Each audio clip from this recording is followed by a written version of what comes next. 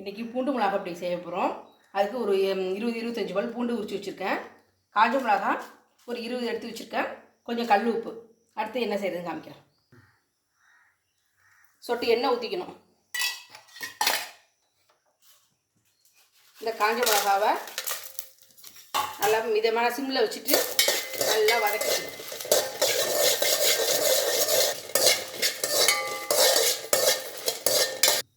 இந்த அளவுக்கு நல்லா செவக்க வறுத்துடணும். இதை நல்லா ஆற வச்சிடணும். கல் உப்பு,